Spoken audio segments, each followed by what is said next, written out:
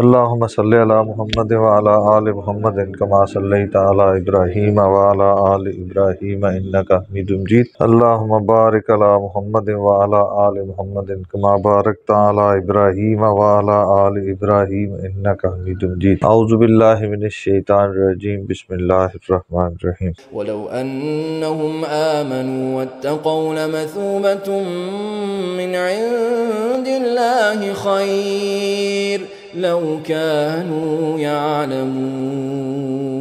يا أيها الذين آمنوا لا تقولوا راعنا وقولوا انظرنا واسمعوا وللكافرين عذاب أليم. ما يود الذين كفروا من أهل الكتاب ولا المشركين أن ينزل عليكم من خير من ربكم والله يختص برحمته من يشاء والله ذو الفضل العظيم. اس سے پہلے سبق میں یہودیوں کے معاملات پڑھ رہے ہیں. وَاتَّبَعُوا مَا تَتْلُو الشَّيَاطِينُ عَلَىٰ مُلْكِ سُلَيْمَانَ.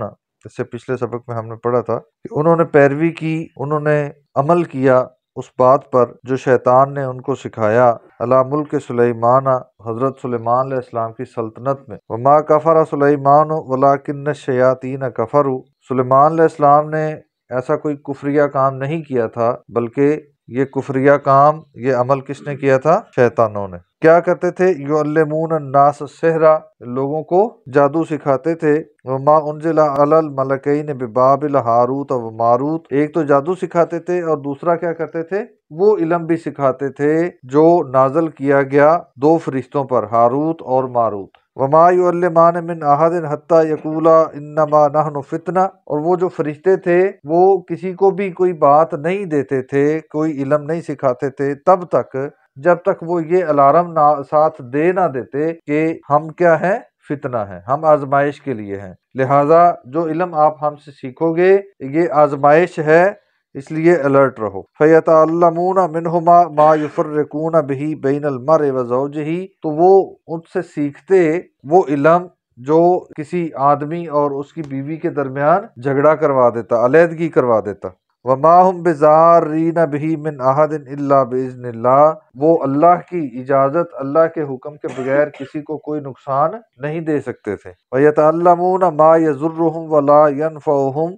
اور وہ ان سے وہ کچھ سیکھتے جو ان کو نقصان دیتا، فائدہ نہ دیتا. فائدے کی چیز سیکھنے کے لیے تیار نہیں تھے، نقصان دینے والی چیزیں، نقصان دینے والا علم سیکھنے کے لیے تیار تھے. جیسے ہم اس سے پہلے پڑھ چکے ہیں کہ آج کل بھی ہم ایسے تعویذ، گنڈا، دم درود والوں کے پاس زیادہ کس لیے جاتے ہیں؟ کسی دوسرے کی نقصان کرنے کے لیے. فلاں کو کاروبار بند کرانا ہے، فلاں کے گھر میں لڑائی کروانی ہے، فلاں کو علیحدہ کروانا ہے، یہ سارے کام کروانے کے لیے ہم اس طرح کا علم سیکھتے ہیں. وَلَقَدْ عَلِمُوا لَمَنِ اشْتَرَىٰ مَا لَهُ فِي الْآخِرَةِ مِنْ خَلَاقٍ. اور اگر وہ جان لیتے، کاش وہ جان لیتے کہ لَمَنِ اشْتَرَاهُ، جو کچھ انہوں نے خریدا ہے یا جو کچھ انہوں نے سودا کیا ہے، جو حاصل کیا ہے، مَا لَهُ فِي الْآخِرَةِ مِنْ خَلَاقٍ، اس کا آخرت میں ان کو کوئی حصہ نہیں ملے گا.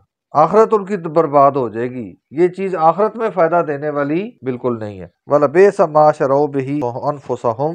اور ان کی جانوں نے جو کچھ سودا کیا، جو مال خریدا، جو فائدہ حاصل کیا، وہ بہت برا ہے. لَوْ كَانُوا يَعْلَمُونَ، اگر ان کو یہ بات سمجھ آ جائے. وَلَوْ أَنَّهُمْ آمَنُوا وَاتَّقُوا. اللہ تعالیٰ فرماتے ہیں اور اگر انہم، بے شک وہ لوگ، آمنوا، ایمان لاتے، واتقوا، اور پرہیزگار بن جاتے، لَمَثُوبَةٌ، یقیناً ان کو ثواب ملتا، من عند اللہ، اللہ کے ہاں، یقیناً ان کو ثواب ملتا، اجر ملتا، من عند اللہ، اللہ کے ہاں، خیر، بہتر. لَوْ كَانُوا يَعْلَمُونَ، اگر یہ بات ان کو معلوم پڑ جاتی۔ اگر اس بات کا ادراک ان کو ہوتا کہ وہ کتنے نقصان کا کاروبار کر رہے ہیں، کتنے نقصان کا سودا کر رہے ہیں، تو وہ کیا کرتے؟ وہ ایمان لاتے اور پرہیزگار بن جاتے، تو یہ ان کے لیے زیادہ بہتر ہوتا، اس کا اجر ان کو آخرت میں ملتا۔ پھر کو ختم ہوا ہے۔ موضوع ابھی تک یہودیوں کے رویے ہی ہیں، لیکن یہاں پہ تھوڑا سا موضوع مختلف ہے۔ یا ایھا الذین آمنو، اے ایمان والو، لا تقولوا، نہ تم کہو رائنا رائنا، نہ استعمال کرو یہ لفظ۔ لا تقولوا سے مراد کیا ہے؟ یہ لفظ استعمال نہ کرو۔ کون سا لفظ؟ رائنا۔ اصل میں بات کیا ہے، یہود چونکہ ہمیشہ سے کمینے اور بدتمیز ہیں، تو جب انہوں نے دیکھا کہ رسول اللہ صلی اللہ علیہ وسلم کو کسی دلیل کی بنیاد پہ تو ہم ہرا نہیں سکتے، ہر حوالے سے رسول اللہ صلی اللہ علیہ وسلم دلیل میں مضبوط ہیں، تو انہوں نے پھر اپنی بدتمیزیاں شروع کر دیں۔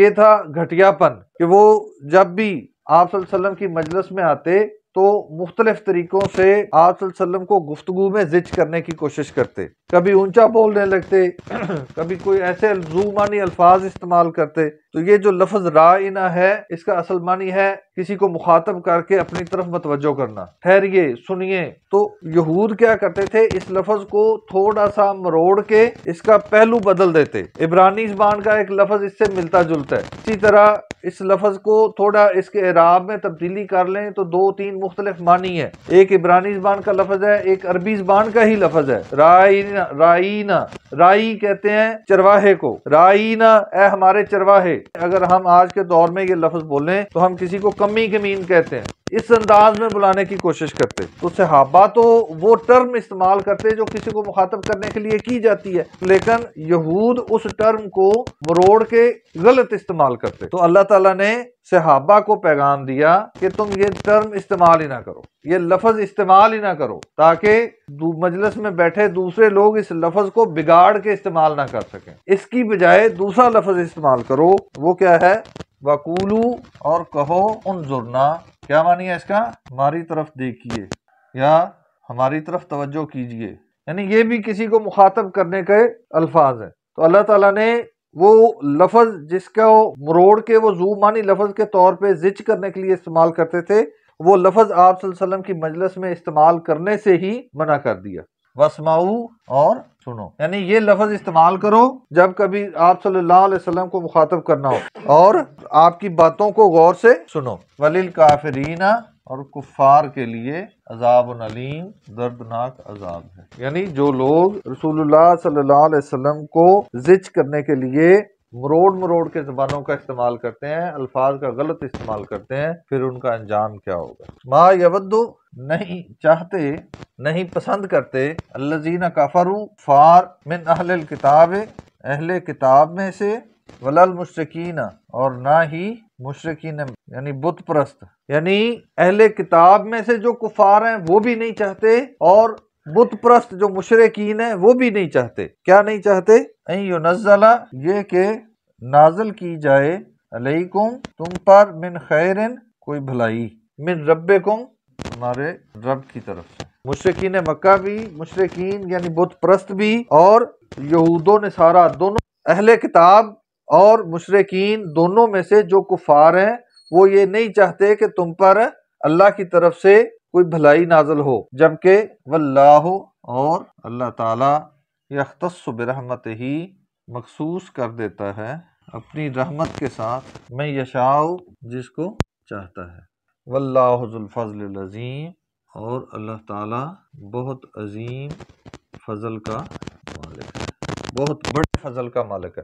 وہ جسے چاہے جتنا چاہے فضل ادا کر دے، اپنی رحمتوں سے نواز دے، یہ اس کے فیصلے ہیں۔ اللہ تعالیٰ سمجھنے اور عمل کرنے کی توفیق عطا فرمائے۔